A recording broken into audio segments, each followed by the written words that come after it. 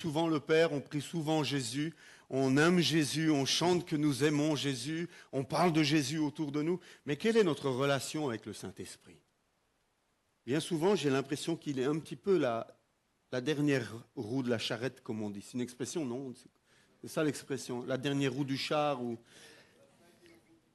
la cinquième roue du carrosse, c'est encore plus beau. Est-ce que nous aimons le Saint-Esprit? Est-ce que dans cette église, nous aimons le Saint-Esprit? Est-ce que tu es disposé à aimer le Saint-Esprit davantage? Il y a toutes sortes de peurs parfois par rapport au Saint-Esprit. Il y a parfois toutes sortes de blocages. Et la sœur Giovanna, avec son image, quelque part, c'est vrai, parfois nous mettons notre main. Parfois, nous ne la mettons pas comme ça, mais nous la mettons comme ça en disant « On a chanté, remplis-nous, Saint-Esprit, et non de nous, Saint-Esprit. » Ce matin, j'aimerais vous rappeler que nous avons vraiment besoin du Saint-Esprit. Que sans le Saint-Esprit, nous ne pouvons pas vivre notre vie spirituelle avec Dieu. Que sans le Saint-Esprit, nous ne pouvons pas comprendre les Écritures. Que sans le Saint-Esprit, nous ne pouvons pas connaître la consolation face à un deuil, face à des tristesses, face à des douleurs de la vie. Le Saint-Esprit est le consolateur. Ce matin, je veux vous rappeler que le Saint-Esprit, c'est celui qui nous booste, c'est celui qui nous coach, c'est celui qui se tient avec nous dans toutes les situations et qui n'a qu'un but, qui n'a qu'un désir, nous voir grandir, nous voir aller de l'avant, nous voir progresser. Comment pouvons-nous nous passer d'un tel ami? Comment pouvons-nous nous passer d'un tel cadeau extraordinaire? Dieu habite en nous. Dieu désire habiter en nous par son Esprit Saint. Dieu désire nous prendre par la main, développer en nous, au travers du Saint-Esprit, une relation profonde, une relation intime. Nous ne pouvons pas nous passer du Saint-Esprit. Nous avons besoin de lui. Si tu as l'impression que ta vie n'avance pas, tu as l'impression de tourner en rond, de revenir toujours sur les mêmes écueils, tu as besoin du Saint-Esprit. Lui peut te donner la victoire. Lui peut t'aider à passer cette épreuve. Lui peut t'aider à sauter cet obstacle et enfin marcher dans la victoire. Trop de chrétiens se privent du Saint-Esprit et vivent leur vie spirituelle comme sur une trottinette alors qu'ils ont une Ferrari à leur disposition. Mets ta trottinette de côté ce matin. Mets ta trottinette de côté ce matin. Et prends la Ferrari que Dieu te propose. Je vais lire un texte avec vous dans Actes au chapitre 19.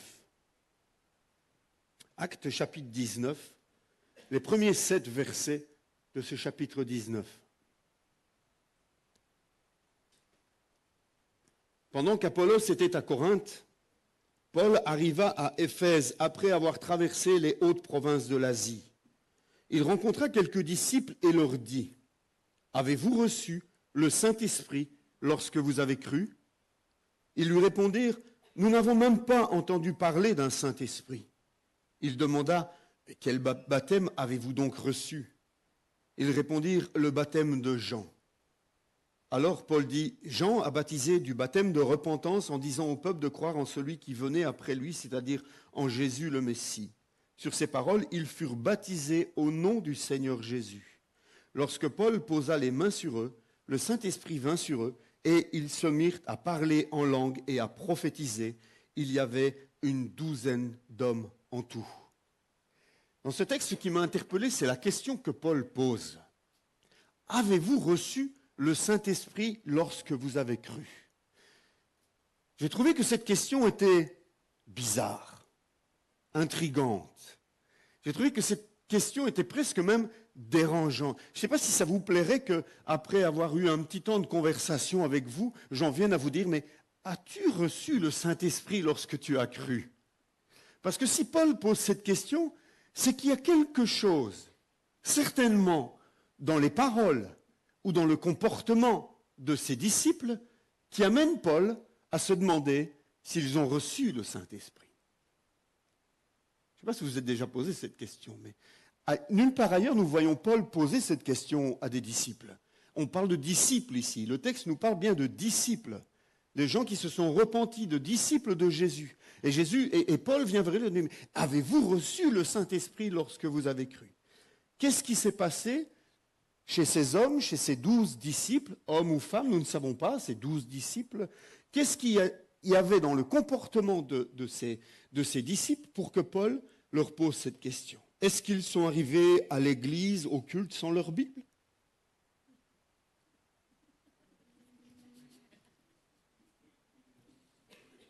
Est-ce qu'ils sont arrivés en retard au culte? Est-ce que c'est ça qui les a amenés, qui a amené Paul à se dire, mais ils ne sont pas remplis du Saint-Esprit, ceux-là, c'est pas possible, ils arrivent en retard? Est-ce que c'est parce que les hommes n'avaient pas mis leur cravate? Est-ce que c'est parce que les femmes disciples avaient mis trop de maquillage? Qu'est-ce qui a amené Paul à poser cette question bizarre? Avez-vous reçu le Saint-Esprit lorsque vous avez cru? Frères et sœurs, je pense que ce n'est pas une histoire de maquillage, de retard ou de Bible ou de quoi que ce soit d'autre. Mais pourtant, je peux vous dire, avec expérience, que l'on voit si quelqu'un est rempli du Saint-Esprit ou pas rempli du Saint-Esprit. Je peux vous dire avec certitude que l'action du Saint-Esprit se voit chez les disciples, mais que son absence se voit aussi. Et Paul l'a vu tout simplement. L'a vu tout simplement. La présence du Saint-Esprit, frères et sœurs, elle va se manifester dans nos vies par une vie sanctifiée. Une vie où le disciple désire toujours progresser dans sa vie de sanctification. Un disciple rempli de l'Esprit, c'est un disciple qui ne va pas mettre la main sur le pot. Mais un disciple qui dira, Seigneur, purifie-moi, change-moi. Je veux te ressembler, Seigneur. Change mon caractère. Change ceci, change cette habitude mauvaise, change ceci. Seigneur, je veux te ressembler. Un disciple rempli du Saint-Esprit progresse, grandit, évolue et s'approche toujours plus de la ressemblance de Jésus. Un disciple qui est rempli du Saint-Esprit, c'est un disciple qui va vivre en conformité avec les valeurs du royaume de Dieu et qui va avoir en horreur certaines des valeurs mauvaises que ce monde essaye de nous inculquer ou essaye de nous faire entrer dedans. Un disciple qui est rempli du Saint-Esprit, c'est un disciple qui va avoir un témoignage puissant. C'est un homme, c'est une femme qui seront avides de trouver des occasions de pouvoir témoigner de ce que Christ fait pour eux au quotidien. Pas le Jésus du musée dont Timothée parlait tout à l'heure, mais au quotidien, je vis des choses avec Jésus lorsque je suis rempli du Saint-Esprit. Un chrétien rempli de l'Esprit, c'est un chrétien qui va avoir un témoignage puissant. C'est un chrétien qui va avoir une attitude de serviteur. De serviteur. Sans vouloir nous mettre en avant, l'expérience que nous avons vécue au Togo en nettoyant la prison. C'était vraiment une des expériences les plus fortes que j'ai vécues. Certains pasteurs qui nous accompagnaient n'avaient pas le courage de le faire. Mais je pense que le Seigneur, on n'est pas différent, on n'est pas meilleur que lui, mais je pense que nous nous étions préparés dans la prière. Et je pense que le Seigneur nous a donné la capacité de faire ce que nous avons fait. Nous avons brossé les urinoirs, nous avons décapé les toilettes, nous avons frotté la cour de la prison et les prisonniers étaient là à nous regarder. Certains se sont joints à nous. J'ai nettoyé la cellule avec un gaillard qui faisait presque 2 fois ma taille, un Nigérian. Il nettoyait avec moi la cellule. Il voulait faire une photo avec moi, il avait un téléphone en cachette, il avait réussi à introduire un téléphone dans la cellule. Puis je lui ai dit, mais qu'est-ce que tu as fait pour être là? Il ne voulait pas me dire. Et combien tu as pris? 50 ans. 50 ans, il allait rester dans ce... Il ne voulait pas me dire ce qu'il avait fait. Alors après avoir tout terminé, et après avoir passé tout un moment avec ce prisonnier, je suis quand même allé voir un garde en demandant au garde qu'est-ce qu'il avait fait. Il avait tué 2 hommes. Il avait assassiné 2 personnes. Je crois que si on me l'avait dit avant, je n'aurais peut-être pas fait la cellule avec lui. C'est bien que les choses soient mises dans cet ordre-là.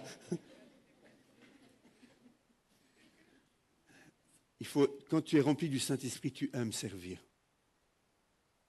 Parce que servir, ce n'est pas naturel. Servir, ce n'est pas naturel. On veut être servi. Mais qui est-ce qui est venu pour servir et donner sa vie en rançon pour tous? C'est Jésus.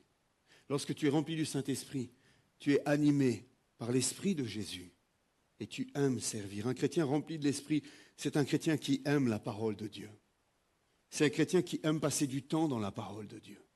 C'est un chrétien qui la serre sur son cœur parce qu'il veut plaire à Dieu, parce qu'il veut lui ressembler, parce qu'il veut lui obéir, parce qu'il veut réjouir le cœur de Dieu, parce qu'il veut connaître la volonté de Dieu, parce qu'il veut connaître Dieu. Il plonge dans la parole.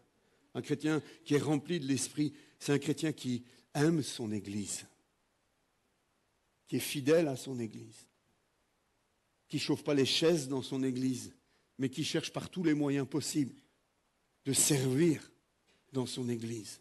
Tout cela sont des signes qui montrent la présence du Saint-Esprit dans la vie d'un disciple. Un chrétien rempli du Saint-Esprit pratique les dons spirituels. Nous sommes une église pentecôtiste. Le dimanche matin, on devrait faire la queue et on devrait dire aux gens, écoute, non, il y en a déjà trop des paroles prophétiques. Garde-la pour une autre fois. Parce que nous ne pourrions pas donner la parole à tout le monde. On devrait avoir des paroles de connaissance. On devrait avoir des parlers en langue avec des interprétations. On devrait vivre toutes sortes de choses qui sont inscrites dans la Bible et qui ne sont pas à reléguer à un temps du musée à nouveau, mais qui sont d'actualité. Un chrétien rempli du Saint-Esprit, c'est un chrétien qui parle en langue. Parce que parler en langue, c'est une manière extraordinaire de parler à Dieu et de s'édifier soi-même, de se faire du bien à soi-même, de se construire soi-même. Pendant que tu parles en langue, le Saint-Esprit te répare. Pendant que tu parles en langue, le Saint-Esprit intercède avec des soupirs inexprimables et demande des choses à Dieu que tu serais incapable de demander par toi-même. Ce sont des richesses extraordinaires d'être rempli du Saint-Esprit. Avoir la personne de Dieu habiter en nous dans toute sa plénitude, avoir la puissance du Saint-Esprit. Comment pouvons-nous nous en passer? Si je vous disais à tous que j'avais collé un billet de 50 € sur votre chaise ce matin, vous seriez tous à quatre pattes pour aller le chercher. Mais là, il y a plus que 50 €. Il y a toute la puissance de Dieu à notre disposition pour le servir, pour l'aimer, pour mieux vivre avec lui, pour progresser dans la vie spirituelle, pour passer les obstacles qui sont devant nous, pour vaincre nos géants. Nous avons besoin de cette puissance du Saint-Esprit. Tu es dans le deuil, tu as besoin du Saint-Esprit pour te consoler. Tu es dans l'échec, tu es dans la défaite, tu as besoin du Saint-Esprit pour te donner la victoire. Tu ne sais pas par où aller, tu ne sais pas quelle orientation prendre pour ta vie. Tu as besoin du Saint-Esprit qui nous conduit dans toute la vérité. Frères et sœurs, un chrétien qui vit sans le Saint-Esprit, c'est un chrétien qui va manifester une tiédeur dans sa vie spirituelle. Et la tiédeur dans la vie d'un chrétien, elle sent. Elle sent, ça se voit, c'est évident, la tiédeur. C'est un témoignage timide, voire inexistant. C'est un amour prononcé pour le monde, un mélange comme cela. À la fois, j'aime Dieu, mais en même temps, je suis tellement attiré par les choses du monde. Vous savez, quand on est rempli du Saint-Esprit, on a un dégoût pour les choses du monde. Quand on est rempli du Saint-Esprit, les tentations que le diable vient nous présenter sont tellement légères. On les repousse d'un simple revers de la main. Mais lorsque je ne suis pas rempli du Saint-Esprit, la moindre petite tentation, elle est là et elle prend une dimension devant moi. Je suis tout désemparé devant cette tentation. Nous avons besoin de vivre remplis du Saint-Esprit. Si tu n'es pas rempli du Saint-Esprit, non seulement il y aura l'amour du monde, mais ta sanctification sera lente et difficile.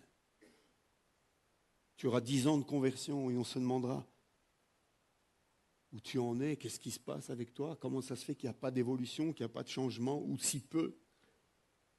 Un manque d'amour pour la parole, un manque d'amour pour l'Église, un manque d'amour pour les autres.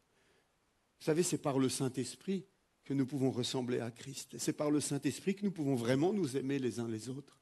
Nous ne pouvons pas nous passer de lui. Et Paul a compris cela. Et lorsqu'il a vu ses disciples, je ne sais pas ce qu'il a vu, mais comme n'importe quel autre homme de Dieu, il a été capable de discerner qu'il manquait quelque chose d'essentiel à ses 12 disciples. Et il leur a posé cette question, avez-vous reçu le Saint-Esprit lorsque vous avez cru? Et ce matin, je vous pose la même question. As-tu reçu le Saint-Esprit lorsque tu as cru? Il y a des gens qui sont tout jeunes convertis dans cette salle. Il y a des gens qui sont convertis depuis des années. Où est-ce que tu en es dans ta relation avec le Saint-Esprit? Où en es-tu dans cette intimité avec lui? Jusqu'à quel point le laisses-tu te remplir pour reprendre l'image du pot, pour te nettoyer. Jusqu'à quel point le laisses-tu s'approcher de toi, pour reprendre l'image de la flamme, pour qu'il puisse briser en toi ce qui a besoin d'être brisé. Vous savez, lorsque Dieu veut briser quelque chose dans nos vies, c'est jamais pour nous faire du mal. C'est pour nous amener plus loin. C'est toujours pour nous amener plus loin. Parce que Dieu n'a que des bonnes intentions envers ses enfants. Il nous aime. La question que Paul pose laisse aussi entendre qu'il est possible d'être un disciple sans pour autant être rempli du Saint-Esprit. Puisqu'ils sont appelés disciples de Jésus, et pourtant Paul leur demande s'ils sont remplis, et ils ne savent même pas ce qu'est le Saint-Esprit. On voit au travers de la question de Paul que pour Paul c'était une priorité dans la vie du disciple de recevoir le Saint-Esprit. Pour lui c'était vital que les disciples, cette jeune église d'Éphèse qu'il était en train de mettre en place, pour lui, il était vital que ces jeunes chrétiens d'Éphèse qui vivaient au milieu d'une ville dans laquelle le paganisme était tellement fort qu'on allait rendre un culte à Dieu en se prostituant dans le temple. On allait coucher avec des prostituées dans le temple et c'était une manière de rendre un culte à ce Dieu païen. Paul sait que les disciples ont besoin de la puissance du Saint-Esprit. Est-ce que vous ne croyez pas qu'aujourd'hui, nous avons aussi besoin de la puissance du Saint-Esprit dans le monde dans lequel nous vivons? Hier, on a des milliers d'hommes et de femmes qui se sont pavanés dans les rues de Bruxelles, avec des drapeaux multicolores. Et il y en a une qui était interviewée qui disait, moi je veux qu'on vive dans un monde de désir, où on laisse tous nos désirs s'exprimer. Je ne vais pas aller plus loin dans les descriptions, vous voyez de quoi je veux parler. Nous avons besoin de la puissance du Saint-Esprit, frères et sœurs. Tu as besoin de la puissance du Saint-Esprit. Et Paul savait que ses disciples avaient besoin de la puissance du Saint-Esprit. Et les choses n'ont pas changé. Nous en avons aussi besoin aujourd'hui. Jésus voulait une église forte. Paul voulait une église forte. Merci Nino. C'est gratuit? Je préfère vérifier avant. Merci. Avec Nino, il vaut mieux vérifier. Frères et sœurs, peut-on être un bon disciple sans être rempli du Saint-Esprit? À votre avis? Peut-on être un bon disciple sans être rempli du Saint-Esprit? Jésus a dit, sans moi, vous ne pouvez rien faire. Et puis il a dit, je m'en vais. Mais il vous est avantageux que je m'en aille, parce que je vous enverrai un autre consolateur. Jésus ne pouvait pas être partout en même temps, du temps où il était là avec ses disciples. Aujourd'hui, il nous envoie son Saint-Esprit, qui est omnipotent, omniprésent et omniscient, et qui est avec chacun d'entre nous, à n'importe quel moment du jour et de la nuit. Le Saint-Esprit est avec toi. Invite-le, matin après matin, jour après jour. Invite-le à venir dans ta vie. Invite-le à remplir ta vie. Ne quitte pas ta maison sans avoir d'abord cherché à être rempli du Saint-Esprit. Pierre et Jean avaient le même souci que Paul. Si on lit Actes chapitre 8, versets 14 à 17, on lit ceci. Les apôtres qui étaient à Jérusalem apprirent que les habitants de la Samarie avaient fait bon accueil à la parole de Dieu, et ils leur envoyèrent Pierre et Jean. Ceux-ci descendirent et prièrent pour eux afin qu'ils reçoivent le Saint-Esprit. Ça a été la première intention de Pierre et Jean. Aller voir les Samaritains qui venaient de recevoir la bonne nouvelle de Jésus, qui avaient accepté Jésus dans leur vie, mais il fallait aller leur imposer les mains pour qu'ils reçoivent le Saint-Esprit. En effet, ils n'étaient pas encore descendus sur aucun d'eux. Ils avaient seulement été baptisés au nom du Seigneur Jésus. Et j'aime le seulement ici. Ils avaient seulement été baptisés au nom du Seigneur Jésus. Ça ne veut pas dire que le baptême n'a pas de valeur, mais le baptême seul ne suffit pas. Il y a une autre expérience après le baptême d'eau, qui ne consiste pas à être replongé encore une fois dans de l'eau, mais qui consiste à être immergé dans le Saint-Esprit, qui consiste à être baptisé dans le Saint-Esprit. Et cette expérience-là, ce n'est pas une expérience accessoire, ce n'est pas une expérience facultative, nous devons tous la rechercher, frères et sœurs. Alors, Pierre et Jean posèrent les mains sur eux, et devinez ce qui se passa. Et ils reçurent le Saint-Esprit. C'est une expérience que Paul nous encourage à vivre de manière continue et renouvelée.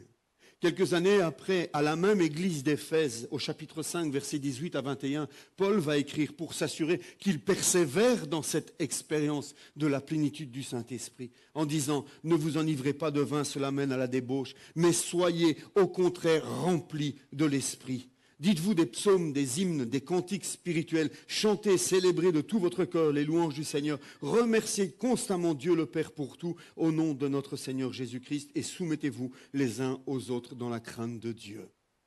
Paul donne la recette de comment faire pour entretenir la plénitude du Saint-Esprit.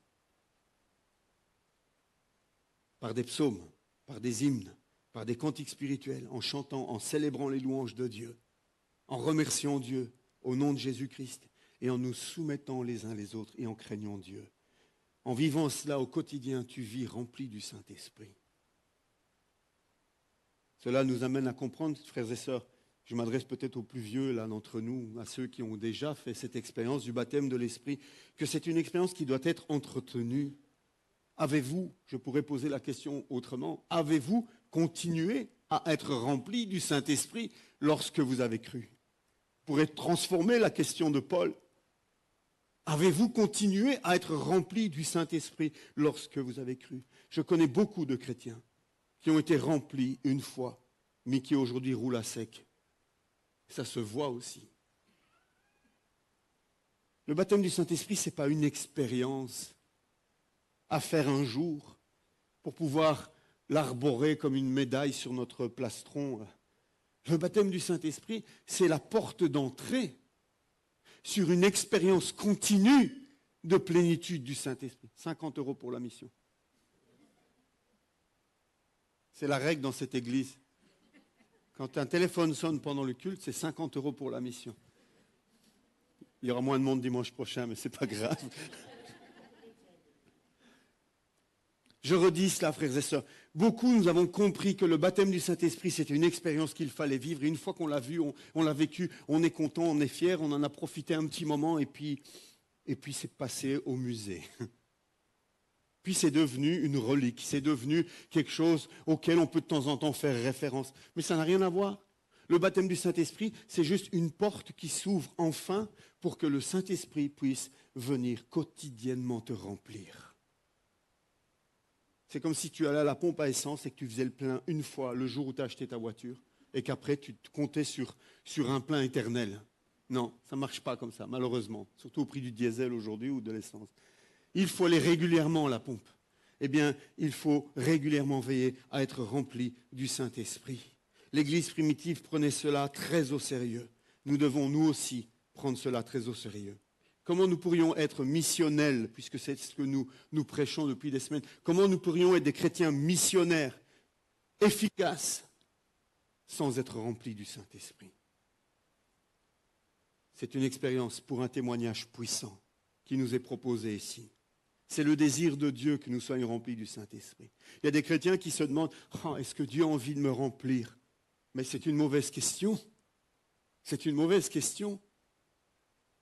La question, c'est plutôt l'inverse. C'est Dieu qui te la pose et qui te dit « As-tu envie d'être rempli ?»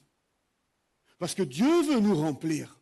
Ça fait partie du projet de Dieu. Ça fait partie du plan de Dieu de nous remplir. Jésus à ses disciples, il a dit « Vous ne sortez pas de cette chambre haute tant que vous n'avez pas reçu la puissance d'en haut. » Et c'est seulement lorsque le Saint-Esprit est venu sur eux, que l'Église est née, que les disciples sont sortis, qu'ils ont prêché puissamment la parole, qu'il y a eu des milliers de conversions, que des vies ont été transformées et que l'Église est née.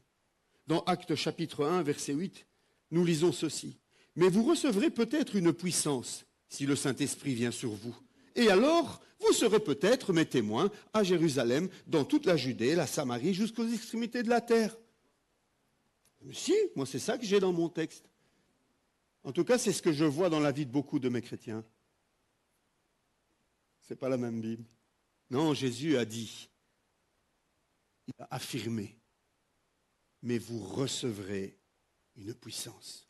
Pas si vous avez les yeux bleus, pas si vous êtes chauve, pas si vous êtes homme ou femme, pas si vous êtes blanc ou noir.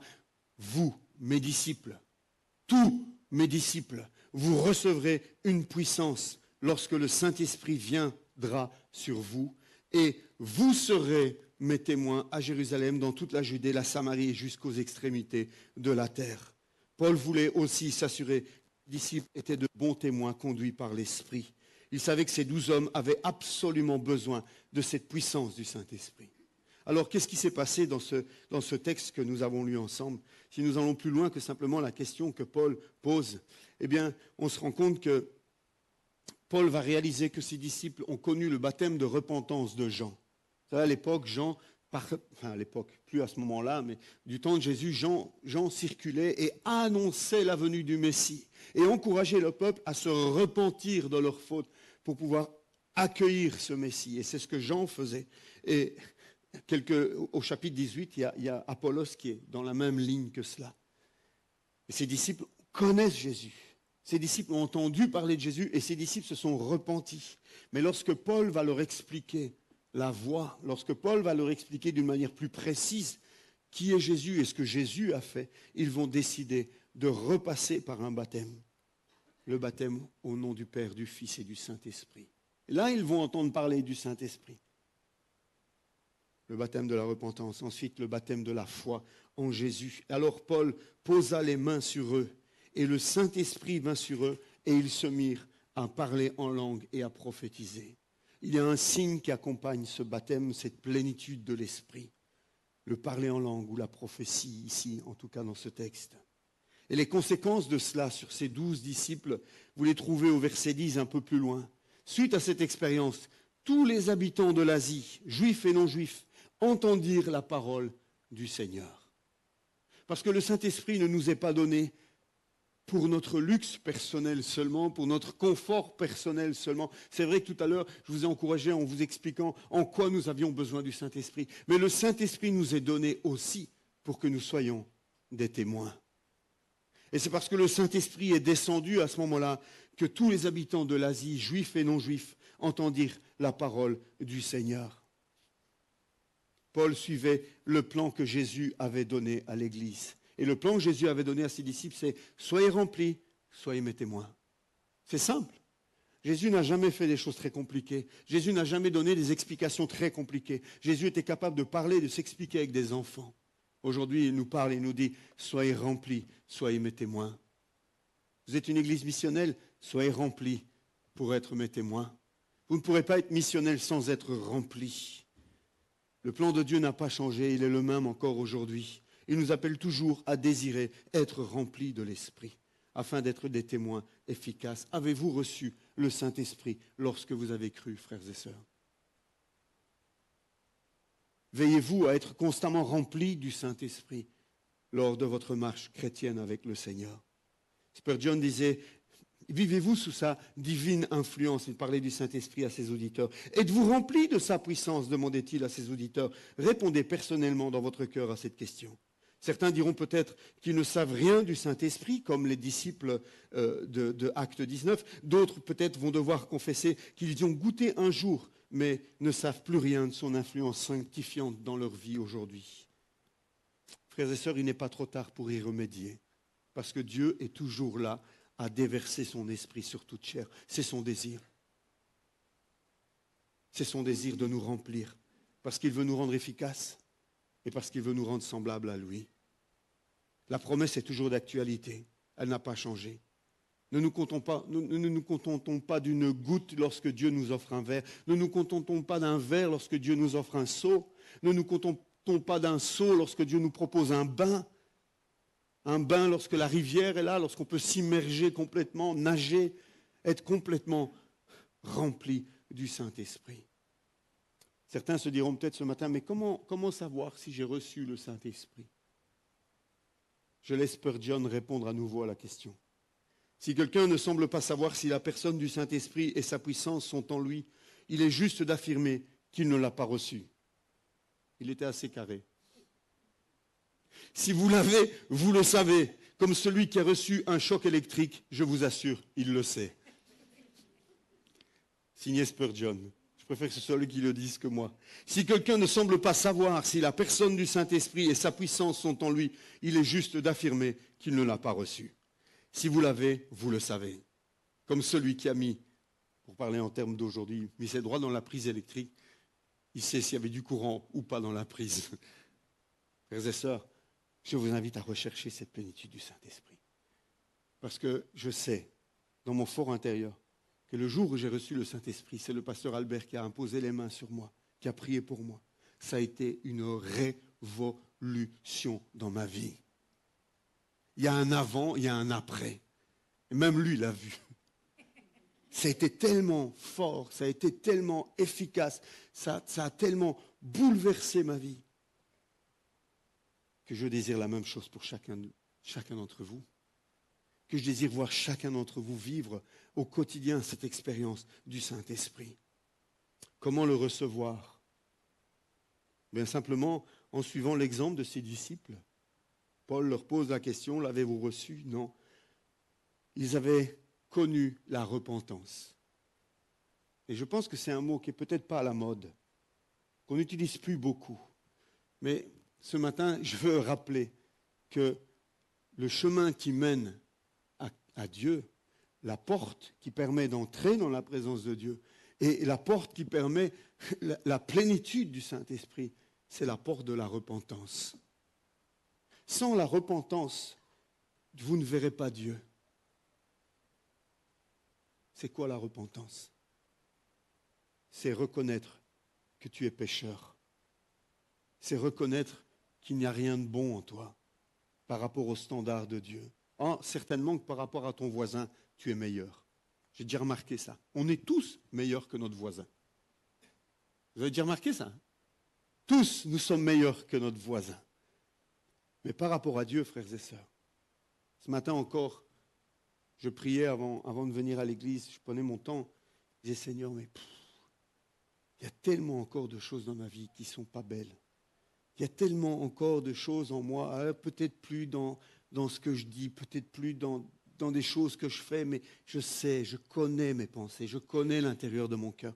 Je sais les pensées qui me traversent encore parfois. Je sais quelles sont mes luttes intérieures encore. Seigneur, je ne suis pas beau. Je ne suis pas beau.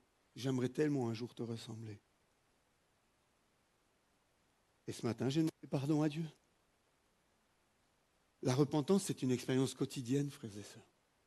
C'est une expérience à faire un jour, il faut bien entrer par la porte, mais ensuite, je pense qu'il est bon de se remettre à genoux régulièrement pour repasser par la même porte, la porte de la repentance. Tu ne peux pas connaître Dieu si tu ne passes pas par cette porte de la repentance.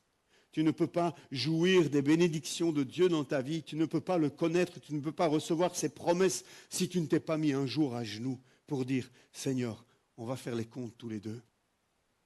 Et je reconnais que j'ai une dette énorme envers toi. Je suis ton débiteur, je te dois tout, Seigneur, je te demande pardon. Je te demande pardon. » Et ce n'est pas un demander juste pardon d'une manière globale seulement. Ça va plus loin que cela. Bien souvent, notre expérience, c'est de faire un premier pas avec Dieu et de demander pardon d'une manière globale. Mes frères et sœurs, attendez-vous à ce que le Saint-Esprit ensuite vienne frapper à la porte de votre cœur et vous rappelle des choses bien plus précises et vous invite à vous mettre à genoux pour cette chose bien précise. Dieu fait ce travail de sanctification dans nos cœurs lorsque nous le voulons vraiment, lorsque nous le laissons agir, lorsque nous disons « Seigneur, change-moi, je veux te ressembler », alors il vient. Alors il frappe à la porte de ton cœur et il te dit « Tu te souviens la fois où tu as piqué de l'argent ? C'est bien, tu m'as demandé pardon globalement, mais maintenant on va régler ce problème-là de manière plus profonde et tu vas aller les restituer. » Tu te souviens de cette personne que tu refuses de pardonner depuis des années? Je sais qu'elle t'a fait du mal. Je sais qu'elle t'a trahi. Je sais qu'elle t'a trompé. Je sais que ce qu'elle a fait, c'est horrible. Mais maintenant, il est temps de la pardonner. Maintenant, il est temps de tourner la page. Il est temps que tu la pardonnes vraiment et que tu me laisses te guérir ton cœur par rapport à cela. Le Saint-Esprit va agir. Si vous lui ouvrez la porte, frères et sœurs, attendez-vous à une vie mouvementée. Attendez-vous à ce qu'il y ait des choses qui bougent, à ce qu'il y ait des choses qui changent. Mais tous les changements, ils seront pour un plus. Tous les changements que le Saint-Esprit va opérer, c'est pour un plus, c'est pour votre bien et c'est pour vous faire avancer. Donc la première étape pour être rempli du Saint-Esprit, c'est d'avoir vécu cette repentance. La deuxième étape dans le texte, Paul va les baptiser au nom de Jésus. Alors je ne dis pas qu'il faut être baptisé pour être rempli du Saint-Esprit, puisqu'il y a des textes bibliques qui nous montrent que certains ont été remplis du Saint-Esprit et ont été baptisés après. Mais ce qui est important, c'est d'avoir la foi en Jésus.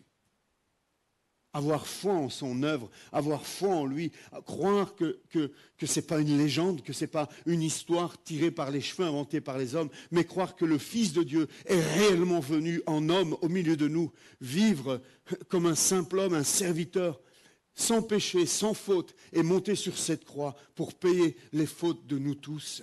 C'est ça, avoir la foi en Jésus. Et celui qui a foi en ce Jésus-là, la Bible dit, il est sauvé. Il est pardonné, il est sauvé. Ensuite, il faut croire que Jésus tient ses promesses. Jésus a dit, je vous enverrai le Consolateur. Jésus a dit, vous serez mes témoins. Vous recevrez une puissance, le Saint-Esprit survenant sur vous. Croire, mettre sa foi en action et croire que ces paroles sont vraies et sont encore là pour aujourd'hui. Croire que Jésus remplit encore aujourd'hui de son Esprit Saint. Et ensuite, la quatrième étape, le demander. Parce que le Saint-Esprit, c'est un gentleman. C'est un gentleman. C'est quelqu'un qui ne va jamais forcer la porte de ton cœur. C'est quelqu'un qui ne va jamais venir pour t'effrayer. C'est quelqu'un qui, gentiment, poliment, comme un gentleman. Vous savez, c'est quoi un gentleman? Il n'y en a plus beaucoup aujourd'hui. C'est quelqu'un qui va ouvrir la portière à sa femme. Ça arrive encore, ça, Sarah? Ah, il y a encore des gentlemen. C'est quelqu'un qui a énormément de douceur, de respect. Le Saint-Esprit a énormément de douceur et de respect pour ta vie. Le diable vient, il défonce les portes, il tape du pied dedans, il casse les fenêtres, il essaye d'entrer comme un voleur, un tueur, un menteur. Le Saint-Esprit vient, il frappe à ta porte et il attend que tu lui ouvres la porte. Ce matin, il te suffit de lui demander, de lui dire, Saint-Esprit, j'aimerais entrer dans une nouvelle dimension de ma vie spirituelle avec toi. Saint-Esprit, j'aimerais faire un pas supplémentaire ce matin et j'aimerais entamer quelque chose de nouveau avec toi. Je veux t'inviter à venir dans ma vie. J'ai besoin de toi, Saint-Esprit. Je veux faire des pas de géant. Je veux progresser spirituellement. Je veux avoir la puissance pour témoigner. Je veux être un serviteur. Je veux être rempli des sentiments qui animaient Jésus et je veux être ton instrument, Saint-Esprit. Demandez-le lui et il le fera. Je vous invite à prendre cette semaine. Vous savez, on a une semaine devant nous avant la convention. Je trouve que ça tombe très bien cette année. Moi, quand je suis allé voir le pasteur Albert pour lui dire « je veux être baptisé du Saint-Esprit », ce n'est pas une lubie qui m'a pris 5 minutes avant, en me disant « tiens, allez, je vais aller voir un pasteur, je vais lui demander de prier pour moi ». C'est quelque chose qui était en moi depuis 3 semaines. Ça faisait 3 semaines que je cherchais la face de Dieu, que je lisais les actes, que je cherchais tous les textes qui parlaient du baptême du Saint-Esprit. 3 semaines où Dieu a travaillé mon cœur, où il a fait remonter à la surface des choses qui n'étaient pas très belles dans ma vie, où je me suis repenti, où j'ai laissé le Saint-Esprit me travailler, me laver de l'intérieur. Vraiment, ça a été 3 semaines de recherche intense, mais aussi de combat. Je ne voulais pas lâcher Dieu tant qu'il ne m'avait pas donné la promesse. Et lorsque j'ai téléphoné au pasteur, il m'a dit, tu peux venir dans 1 semaine. Je lui ai dit, non, pas question. Ça fait déjà 3 semaines que j'attends. Je veux venir tout de suite. Grande disponibilité de leur part. Ils m'ont dit, ok, viens tout de suite. Et j'ai reçu. J'ai reçu. Parce que ce n'était pas un truc que je demandais comme ça. Tiens, en fait, si tu peux me donner ce gadget, ça m'arrangerait bien maintenant. Non, c'est quelque chose que j'ai désiré de tout mon cœur pendant des semaines. Et je n'ai pas lâché le morceau tant que je n'ai pas reçu la promesse. Accrochez-vous à la promesse.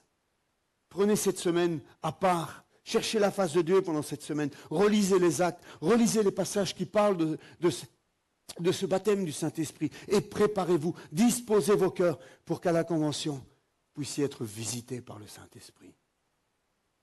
Je vous invite à mettre cette semaine à part pour cela. Avez-vous reçu, je conclus, avez-vous reçu le Saint-Esprit lorsque vous avez cru? Si la réponse est non, alors je vous invite à le recevoir. Parce qu'il n'y a pas de plus beau cadeau après le salut que de recevoir le Saint-Esprit dans votre vie. Lisez les actes. Cherchez-le. Faites-vous votre propre opinion en lisant le livre des actes. Mettez-vous à genoux, priez, demandez et vous recevrez. Pour certains d'entre vous, j'ai à cœur juste de vous dire, mettez votre raison de côté. Parfois, la raison est vraiment l'ennemi de la foi.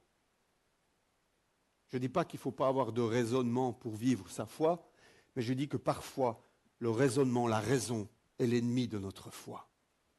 Et parfois, c'est un véritable blocage pour vivre le Saint-Esprit. Mettez votre raison de côté, mettez-la au pied de Christ. Ce n'est pas abandonner la raison, mais c'est la soumettre à Christ, la déposer au pied du Seigneur. Si oui, vous avez connu cette expérience, j'espère pour vous que ce n'est pas une relique, un souvenir du passé, mais que ça reste d'actualité. En préparant la prédication, j'ai eu cette image du figuier desséché. Vous vous souvenez, Jésus vient près d'un figuier tout vert. Il espère trouver des fruits sur ce figuier et il n'y a rien sur ce figuier. Jésus maudit ce figuier. Et le lendemain, quand il repasse avec les disciples, le figuier est desséché. J'ai l'impression que parfois c'est une image du chrétien. Une image du chrétien. Si tu ne portes pas de fruits, à quoi sers-tu ? Qui garderait dans son jardin un arbre qui prendrait de la place s'il ne porte jamais de fruits ? Moi, j'ai un cerisier, je l'ai planté quand j'ai acheté la maison, il a maintenant 20 ans, j'ai des cerises. Mais je peux vous assurer que si mon cerisier n'avait pas apporté des cerises, il y a longtemps que je l'aurais rasé et j'aurais planté autre chose à la place. Quel genre de figuier es-tu ce matin ? Es-tu un figuier vert sans fruit ? Es-tu un figuier qui porte du fruit ou es-tu déjà un figuier desséché ? La bonne nouvelle, c'est qu'il n'est jamais trop tard avec Jésus. Il est capable de rendre la vie un figuier desséché. Il est capable. Mais approche-toi de lui. Demande-lui de te remplir à nouveau. Vivons, frères et sœurs, dans la plénitude du Saint-Esprit. C'est une urgence. C'est une urgence. Nous sommes dans les temps de la fin, moi je le crois. Il y a des besoins autour de nous dans ce monde qui sont immenses. Nous ne pourrons pas répondre aux besoins de ce monde par nos propres forces. Nous avons besoin de la puissance du Saint-Esprit pour le faire. Prions ensemble. Je vous invite à entrer en vous-même. Je vous invite à vous isoler un moment, là sur votre chaise. Je vous invite à vous isoler avec le Seigneur. Et à vous positionner par rapport à cette vie de l'esprit. Où est-ce que tu en es ? Quels sont les fruits dans ta vie de la présence du Saint-Esprit ? C'est quand la dernière fois que tu as parlé en langue ? C'est quand la dernière fois que tu as manifesté un don spirituel pour l'utilité commune, pour l'édification de l'Église ? C'est quand la dernière fois que le Saint-Esprit t'a mené sur un chemin de sanctification et t'a amené à renoncer à certaines choses dans ta vie pour que Dieu ait plus de place dans ton cœur? Quel est l'état de ton cœur ce matin? Es-tu en train de te débattre avec des choses de ce monde qui t'attirent, qui t'éloignent de Dieu? As-tu un pied dans l'Église, un pied dans le monde? Le Saint-Esprit parle ce matin à différentes personnes. Les besoins sont différents, les situations sont différentes, mais Dieu parle à chacun. Dieu parle à chacun, j'en suis convaincu. Je t'invite à te positionner ce matin. N'endurcis pas ton cœur. Ne rajoute pas une couche d'insensibilité encore de plus sur ton cœur qui devient déjà calleux. Mais laisse le Saint-Esprit te visiter, te toucher ce matin. Laisse-le attendrir ton cœur. Laisse-le te rendre obéissant ce matin. Fais les pas de foi ce matin qui s'imposent pour que tu puisses te relever et reprendre la course. Viens, Saint-Esprit. Touche mon cœur. Moi aussi, j'ai besoin de plus de toi. Moi aussi, il y a des choses, Saint-Esprit, que tu veux encore réformer en moi. Mais je dis oui. Et je vous invite à dire oui ce matin. Dites oui, Saint-Esprit. Simplement. Ce n'est pas une longue prière, juste dire oui, Saint-Esprit. Dites oui au Saint-Esprit ce matin. Et invitez-le à réformer votre cœur. Invitez-le à vous reprendre par la main et à vous remettre sur le chemin de la croissance.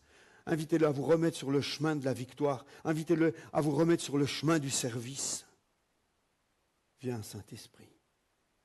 Viens en aide à ceux qui sont prisonniers. Viens en aide à ceux qui sont ankylosés. Viens en aide à ceux qui sont moribonds. Viens en aide à ceux qui sont malades spirituellement ce matin. Viens, Saint-Esprit. Viens rendre ton Église belle, pure, sans tache et sans ride. Dans le nom de Jésus, Saint-Esprit, nous te prions. Nous te prions. Amen.